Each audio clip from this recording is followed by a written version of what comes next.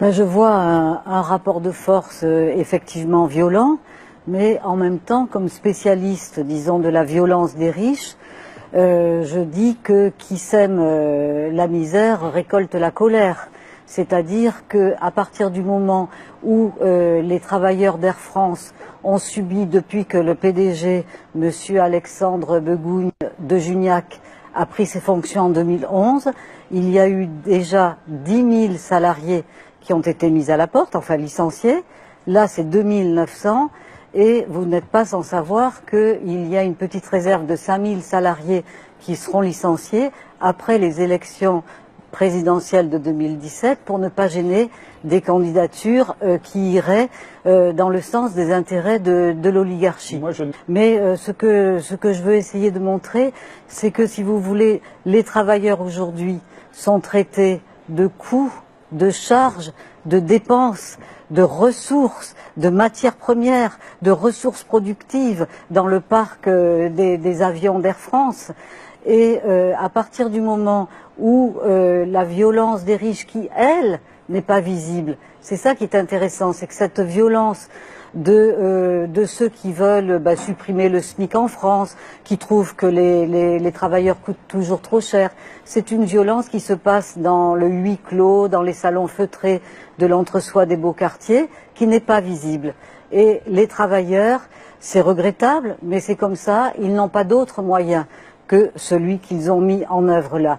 Et ce qui est extraordinaire, pour moi, c'est l'hystérie médiatique qui s'est emparée de cette affaire et qui, au final, stigmatise les travailleurs. Et enfin, le roi est quand même nu. Hein, voilà, il y a une image forte de ce point de vue. Mais les travailleurs sont, de cette façon-là, criminalisés, stigmatisés. Si vous voulez, c'est un petit peu, alors je veux pas du tout, c'est pas pour me mettre en avant, mais si vous voulez, avec mon mari, par exemple, on est très souvent taxé de populiste. Hein, avant de discuter de notre travail, on est taxé de populiste. Parce que simplement, on revendique une société avec plus de justice et moins d'inégalité. C'est quand même pas grave, vous pouvez pas me dire, docteur.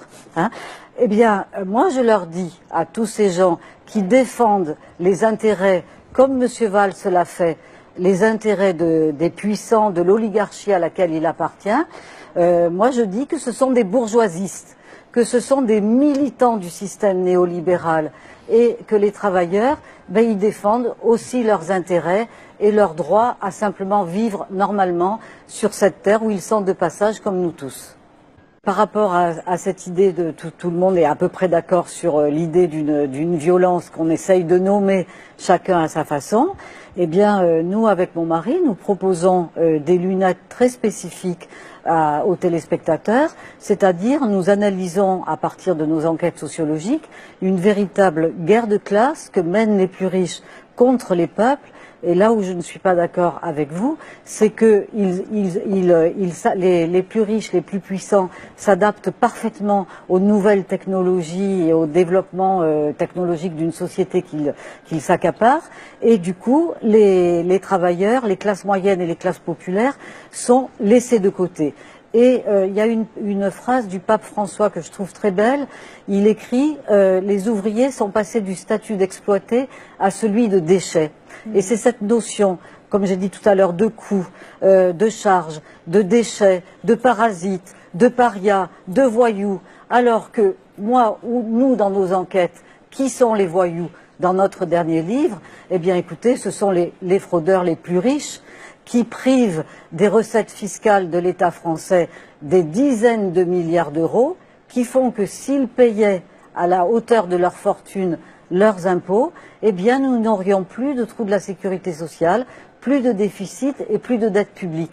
Donc vous voyez cette idée d'une guerre des riches avec des armes très diverses, dont des armes économiques, des armes idéologiques, des armes linguistiques, toutes sortes d'armes, même la corruption de la pensée à travers la corruption du langage, font qu'on en arrive à des situations d'incohérence, de violence, qui sont difficilement maîtrisées, mais que c'est à nous, intellectuels ici grâce à vous, Frédéric, d'essayer de déconstruire et de reconstruire d'une façon honnête et calme. On leur demande de consentir, d'être assujettis au diktat des actionnaires qui veulent toujours plus de dividendes. Cette scène est absolument bouleversante parce qu'en réalité, on nous met en contact, cette femme, avec des cadres qui ne sont pas responsables directement de la situation et du coup, il n'y a pas de dialogue possible. Et ce qu'on sent très bien dans ce soir avec ces images, c'est qu'il y a une colère extrêmement profonde je pense de tout le peuple français, puisque vous savez que la concentration des richesses en quelques mains est absolument énorme, puisqu'il y a 85 individus sur la Terre qui concentrent autant que la moitié de la planète. L'année prochaine, ce sera 60 Crésus. Donc, on va dans une espèce d'enfer épouvantable pour les classes populaires, et cette femme, elle le sait, et elle est désespérée. À la suite des licenciements de Continental, et je m'arrête, aujourd'hui, 6 ans après, il y a 500 personnes qui sont toujours au chômage, il y a eu 10 suicides et 300 divorces. Elle est où la violence ? Le néolibéralisme est absolument dans toute l'Europe. Le néolibéralisme est mondialisé, c'est-à-dire qu'on a véritablement une classe sociale qui occupe tous les sommets de tous les États, de tous les pouvoirs. Et la vraie violence, que je voudrais dire, juste pour terminer pour ce qui me concerne, pour moi la vraie violence, c'est que justement vous avez Monsieur Hollande, Monsieur Valls, qui se sont fait élire, enfin en tout cas pour Monsieur Hollande, sur des valeurs de gauche.